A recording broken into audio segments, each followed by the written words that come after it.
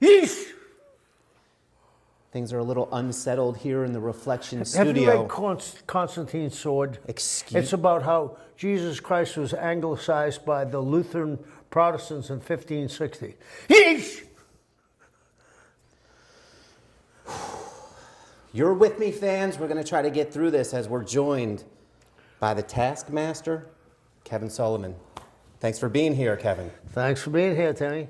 I love Paulie, and I actually believe that if he stayed, we'll say, from Massachusetts to Baltimore, across to Cleveland, in that area, he'd still be in business today.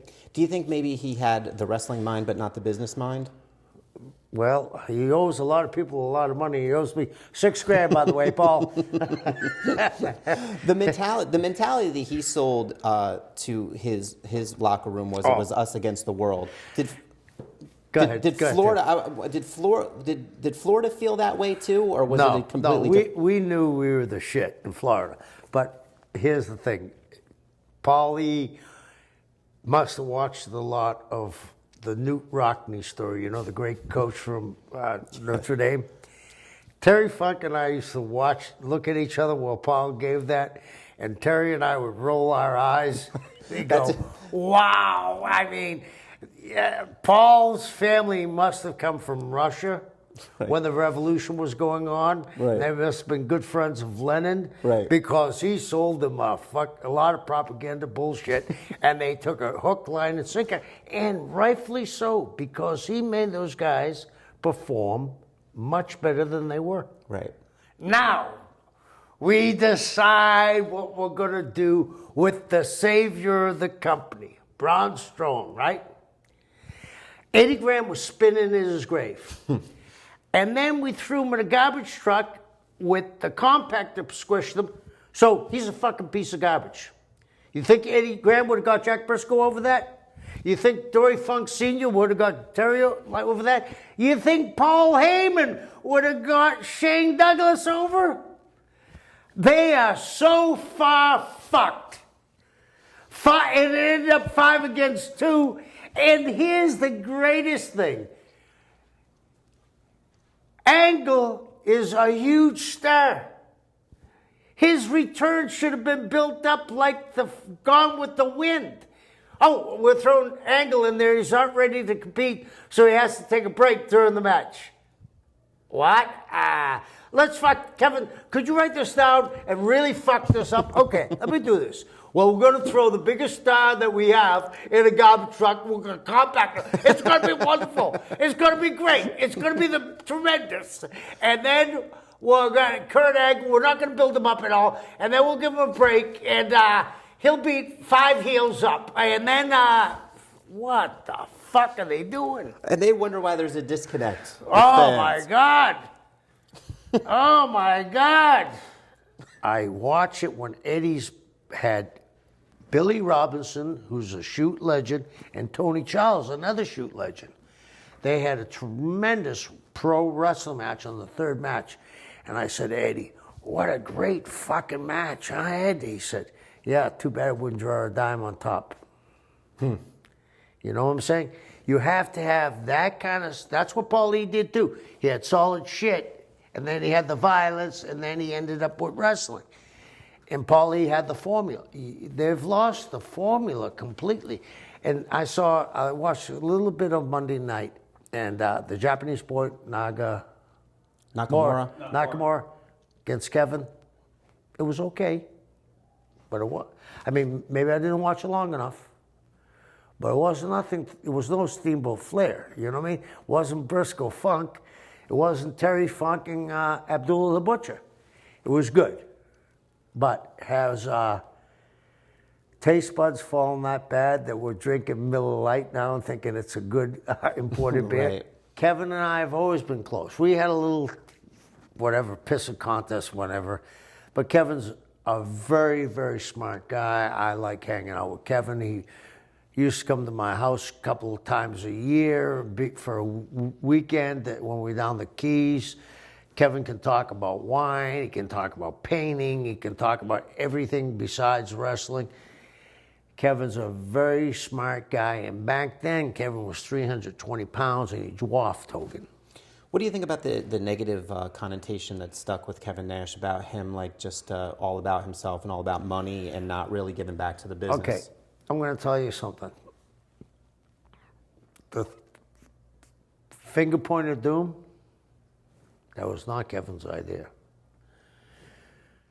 He was so pissed off at whatever, doing it for Arn, and let Rick talk him into it, that he said, well, I'm going to throw you in the match too. I just wrestled him last week. Why am I? So he wanted you in the match to prove a point? Yeah, like, he put a point, you should have protected me. That's remarkable. You should have protected me. And I looked at him like, it's like one time I met Johnny Ace in a hotel room and they asked me what I thought. And I said, how can you have Eddie Guerrero and Rey Mysterio in a program for 3 weeks where they hate each other, and the 4th week they're tag team? Doesn't anybody watch this shit? And what I'm getting back about them, we're talking about the WWE. They have the library. They have the answer. Go back and look at your goddamn thing. That's why I say, someone read a book or look at a movie. Go back and look at YouTube. Look when you were successful. I mean, God damn it, the shit's still... But the 2 greatest politicians got on him. You think Hogan's good? Nash is the general, brother. He's the 5-star general. We've only had one in this country, Pershing. Okay, he's the 5-star general. And when they power bombed him in Baltimore as the face of WCW, and he came back as a character in the NWO. That was the beginning of the end. That was the beginning of the end. Did his demeanor backstage change when he became a performer? Was he believing him? Of course, all performers do, except a few. Except a few. I mean, here's the thing. Every fan bitches about Dusty putting the world belt on him, right? They've bitched about Hogan put the world belt on himself. I don't hear anybody bitching about Vince Russo putting the belt on himself. And it was a work with Kevin and Scott. It was good cop, bad cop. Right. I knew it, you know what I mean? Right. First thing would be, Scott would come in and say, oh, Big Grumpy's grumpy tonight. Oh, and everybody, oh. Except I've seen it. It's like I said, Leave It to Beaver, where Whitey steals the dog. Yes. I've seen this 37 episodes, right? And Kevin come in, fuck this, kick a chair. Everybody jump around and sit there, And then after he got his way, him and I would have our moment. I said, fuck, brother, when you fucking get the Academy Award, please mention my name. And I'd like to thank Kevin Sullivan. Was he as out of control as as we hear about nowadays? He's the most controlled guy I ever met. Right. Alcohol, drugs, whatever your vice was, Kevin took it to this level where everybody took it to that level. Right. He's one of the most controlled guys I've ever met. And I said, I enjoy just talking to Kevin because we can talk about going to the Louvre, What about Scott Hall? Was he just as easy to talk to? Scott had a problem. I mean, I'm not going to talk it out of school. I knew before it became public. Sure. I was there when he killed the guy. Right. Hogan was afraid to even get his toe close to the line, Yeah. So, okay, if the Shark works, this kid's...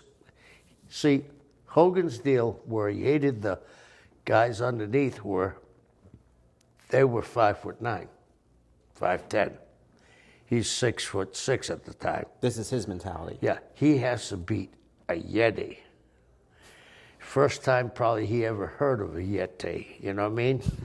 And he decided to wrap the guy up, but he was a big guy. I mean, we had guys, I was looking at him sometimes at the Dungeon of Doom, that I love John Tenta. John Tenta was a wonderful human being.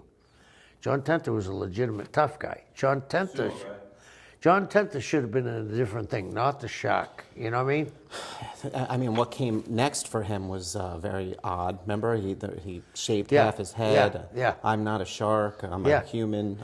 Yeah, and that was, I think that was because of the Brutus thing. Remember the yes, no, yes, Zodiac. no. Yeah, come on. Yes, no, yes, no.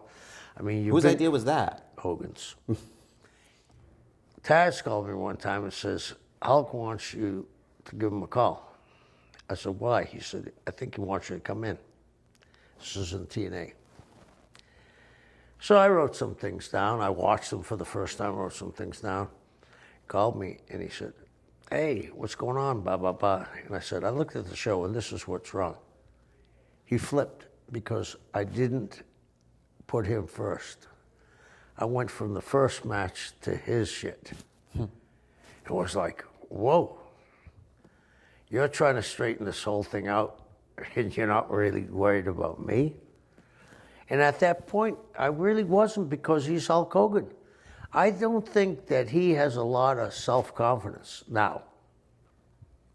And I think that came when, you know, when we brought him back from Thunder in Paradise? Yes. Look at him when he came back from Thunder in Paradise from WrestleMania 3. He was a shell of himself. He was bent over when he was doing his interviews. It was only when he got with Nash and Hall and they stepped back to let him, they propped him up. They really did. So you credit the resurgence of Hogan's confidence to Hall and Nash. Absolutely. Fascinating. I never hung around Chris because of our angle. Everybody was shocked when it happened. What was your first reaction? I mean, of course, like shock, but Teddy Long called me and he said, you know, what happened? I said, was it a gas leak? That was my first right. It's thing. natural to think that. I couldn't believe what happened. I mean, something snapped somewhere, and I don't want to talk ill about the dead. Right. We don't know, you know, supposedly brain damage. Concussions, I've heard, but that's hard to swallow sometimes. Something happened between him and her, and who knows what happened. Right. And I know it's like I said about Brian Pillman. Not only did we lose a great performer with Brian Pillman, but we lost one of the greatest bookers that would have been. Right. We would never talk about the Terry Funk, Dusty Rhodes feud. We'd only be talking about Austin Pillman feud. And Benoit could have fit in there perfectly. I just don't know what happened. I don't think anybody's ever going to know. Do you think the WWE is justified in what they did to his legacy by blackballing him and erasing him from all their lineage? The first time I ever wrestled in the Orange Bowl, I had her on chains, and it was on the news that night. And the newscaster put it up on sports, and he said, I don't know what this is, but I like it. So, I mean, she was a forerunner of it. Yeah, here's a picture of us. I mean, I don't think I would have gotten as far as I did without her, too. When they think about me being a legend, they think about me when the grass was greener, the beer was colder, the girls were better looking, and that was the best time of their era, right. their life.